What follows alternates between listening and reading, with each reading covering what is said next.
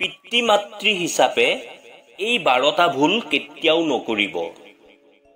যদি আপুনি আপোনাৰ সন্তানক সুসন্তান হিচাপে গঢ় দিব বিচাৰে তেন্তে এই 12টা ভুল কেতিয়াও নকৰিব।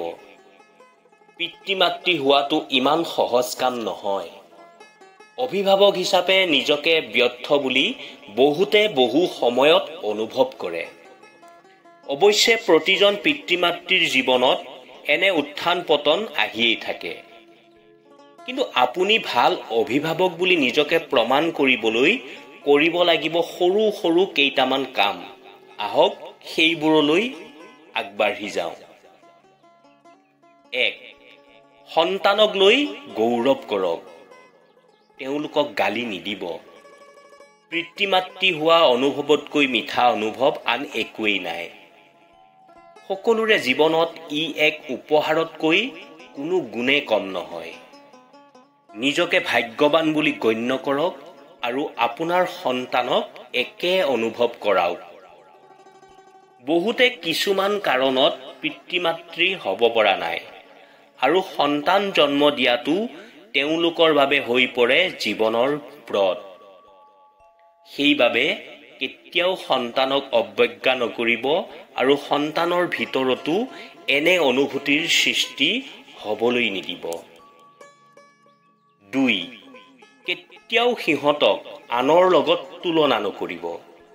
নিজৰ সন্তানক আন কাৰোবাৰ লগত তুলনা কৰাটো অপৰাধ। আপোনাৰ সন্তানৰ বন্ধু-বান্ধৱী হওক, ভাই ভনী হওক বা আন কোনোবাই হওক, আপুনি বুজিব লাগিব যে প্ৰতিটো শিশুৰ নিজৰ মাজতেই বিশেষ। প্ৰতিটো শিশুৰ সপোন আৰু চিন্তা বেলেগ বেলেগ হ'ব পাৰে আৰু তেওঁলোকৰ অনুভৱ আৰু সপোনক সন্মান কৰাটো পিতৃ মাতৃৰ দায়িত্ব। যদি আপুনি আপোনাৰ সন্তানক কাৰোবাৰ তুলনাত নিম্ন বুলি কয় তেন্তে তেওঁ লাহে লাহে হীনমান্যতাৰ বলি হ'ব পাৰে আৰু তেওঁৰ আত্মবিশ্বাস দুৰ্বল হ'বলৈ আৰম্ভ কৰিব পাৰে। গতিকে আপোনাৰ সন্তান যিদৰে আছে তেনেদৰে গ্ৰহণ কৰাটো অতি প্ৰয়োজনীয়। তেওঁলোকে নিজৰ জীৱনত যি হ'ব বিচাৰে সেইটো হ'বলৈ দিয়ক।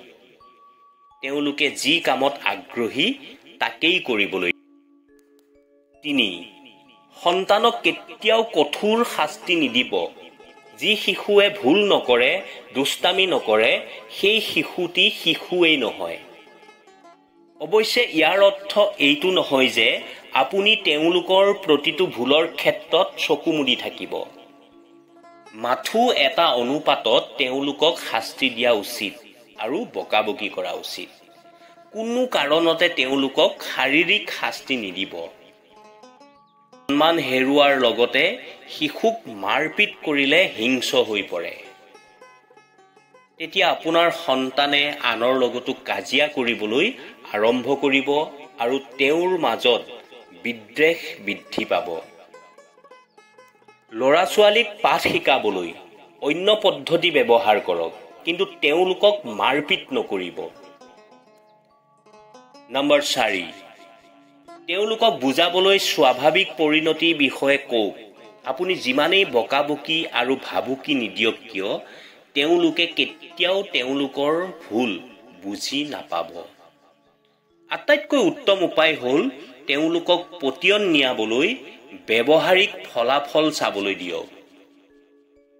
যেনে যদি আপুনি আপোনাৰ শিশুটিক কোঠাটো পৰিষ্কাৰ কৰি ৰাখিবলৈ কয় আৰু তেওঁ সেইটো নকৰে, তেন্তে যেতিয়া তেওঁৰ বস্তুবোৰ হেৰাই যাবলৈ আৰম্ভ কৰিব তেতিয়াহে তেওঁ নিজেই এই কথাটো বুজিব। ইয়াৰ বাবে অধিক সময় লাগিব, যদিও পদ্ধতিটো নিশ্চিতভাৱে ফলপ্ৰসূ। 5. সদায় মনত ৰাখিব আপোনাৰ সন্তানৰ বয়স কিমান। আটাইতকৈ গুৰুত্বপূৰ্ণ কথাটো হ'ল সন্তানক ডাঙৰ দীঘল কৰাৰ সময়ত তেওঁলোকৰ বয়সক গুৰুত্ব দিব লাগে। যদি আপুনি আপোনাৰ কিশোৰ সন্তানটিক শিশুৰ দৰে ব্যৱহাৰ কৰি আছে তেন্তে ই ক্ষতিকাৰক বুলি প্ৰমাণিত হ'ব পাৰে। প্ৰতিটো শিশুৰ বয়স বৃদ্ধিৰ লগে লগে স্বাধীনতাৰ প্ৰয়োজন হয়। গতিকে তেওঁলোকৰ বয়স অনুযায়ী আপোনাৰ শিশুৰ প্ৰয়োজনীয় যত্ন লওক আৰু তেওঁলোকক পৰ্যাপ্ত সুবিধা দিয়ক। এইটো যদিও ইমান সহজ নহয় যে আপোনাৰ আচৰণ দ্ৰুতগতিত সলনি হ'ব, কিন্তু সময়ৰ আহ্বান হ'ল লালন পালনত ল'ৰা ছোৱালীৰ বয়সক বিশেষ গুৰুত্ব দিয়াটো। নম্বৰ 6, আনৰ পৰামৰ্শ মতে পেৰেণ্টিং নকৰিব। যেতিয়া আপোনালোক পিতৃ মাতৃ হয় তেতিয়া সকলোৱে আপোনালোকক পৰামৰ্শ দিবলৈ আহে, কিন্তু ইয়াৰ অৰ্থ এইটো নহয় যে আপোনালোকক যি পৰামৰ্শ দিয়া হয় সেই পৰামৰ্শ গ্ৰহণ কৰিব। আপুনি বুজিব লাগিব সময়ে প্ৰতিটো পৰিয়ালৰ কাহিনী বেলেগ বেলেগ কৰে আৰু প্ৰতিটো ঘৰৰ পৰিস্থিতিও বেলেগ বেলেগ হয়। যিটো পৰামৰ্শই তেওঁলোকৰ সন্তানৰ বাবে কাম কৰিছিল সেইটোৱে আপোনাৰ সন্তানৰ বাবে কাম নকৰিবও পাৰে। গতিকে আনৰ পৰামৰ্শ মতে আপুনি কাম নকৰিব। 7, কথাতকৈ কৰ্মত বেছি গুৰুত্ব দিয়ক। বহুত অভিভাৱকে ল'ৰা ছোৱালীক বহুত কথা কয়, কিন্তু নিজে সেইটো অনুসৰণ নকৰে। এইটো পিতৃ মাতৃৰ আটাইতকৈ ডাঙৰ ভুল। আপোনাৰ সন্তানে আপুনি যি কৰা দেখিছে সেইটোৱেই কৰিবলৈ শিকে। বিশ্বাস কৰক, আপুনি শিকাই নিদিয়াকৈ কেৱল আপোনাক দেখি দেখি তেওঁলোকে বহু কথাই শিকে। সেয়ে সন্তানৰ সন্মুখত নিজৰ আচৰণৰ ক্ষেত্ৰত বিশেষ গুৰুত্ব দিয়ক। নম্বৰ 8, প্ৰয়োজনতহে পিতৃ মাতৃ হওক। কোৱা হয় যে সকলোৱে নিজৰ সন্তানক বন্ধুৰ দৰে ব্যৱহাৰ কৰিব লাগে, কিন্তু এইটো পাহৰি নাযাব যে আপোনালোক তেওঁলোকৰ পিতৃ মাতৃ। বন্ধুসকলে ভুলবোৰ আওকাণ কৰে। পিতৃ মাতৃয়ে সন্তানক ভুল কৰা আৰু ভুল সিদ্ধান্ত লোৱাত বাধা দিব লাগিব। ভয় নকৰিব যে তেওঁলোকক বাধা দিলে তেওঁলোক আপোনালোকৰ পৰা আঁতৰি যাব বা খং কৰিব। হয়তো কিছু সময়ৰ বাবে আপোনালোকক খং কৰিব, কিন্তু পৰিস্থিতি অনুযায়ী কঠোৰ হ'বই লাগিব। 9, বেছি আদৰ সাদৰ নকৰিব। সকলো পিতৃ মাতৃয়ে ল'ৰা ছোৱালীক অতি মৰম আৰু আদৰ সাদৰ কৰে। পিতৃ মাতৃ এই সাদৰ এটা পৰ্যায়লৈহে কৰিব লাগে। যদি আপোনালোকে তেওঁলোকক প্ৰয়োজনতকৈ বেছি ভাল পায় তেন্তে আপোনালোকে আপোনালোকৰ সন্তানক নষ্ট কৰাৰ কাম কৰি আছে। অত্যধিক আদৰ সাদৰৰ বাবে শিশু নষ্ট হৈ পিতৃ মাতৃৰ নিয়ন্ত্ৰণৰ বাহিৰলৈ যায়।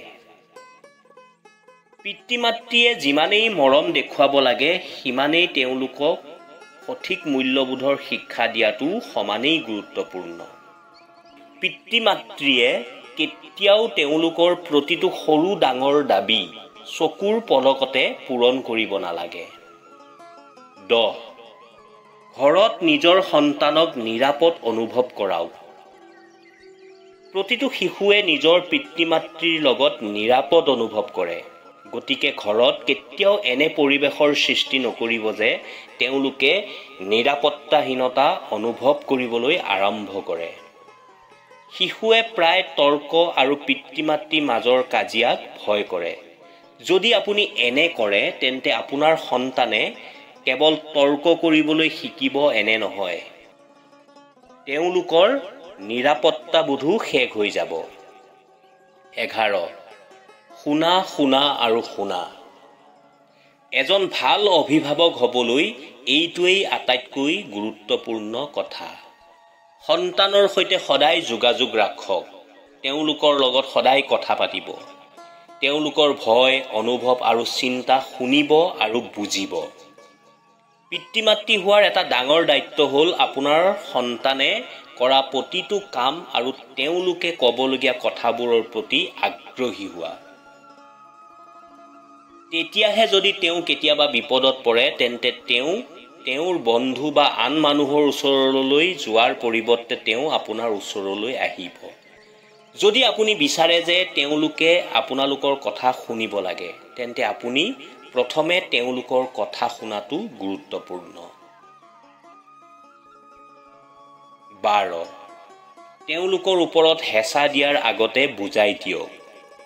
বেছিভাগ পিতৃ মাতৃয়ে নিজৰ সন্তানৰ বাবে নিয়ম প্ৰণয়ন কৰাটো আৰু শাস্তি নিৰ্ণয় কৰাটো তেওঁলোকৰ অধিকাৰ বুলি ভাবে।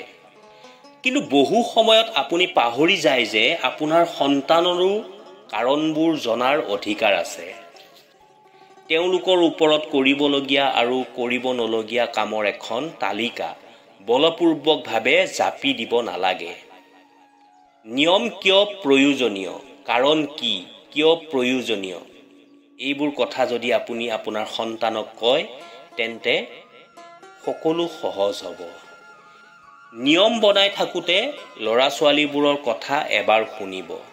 তেতিয়াহে আপুনি মনে ভবা মতে এজন সফল পিতৃ হ'ব পাৰিব, নাইবা এগৰাকী সফল মাতৃ হ'ব পাৰিব।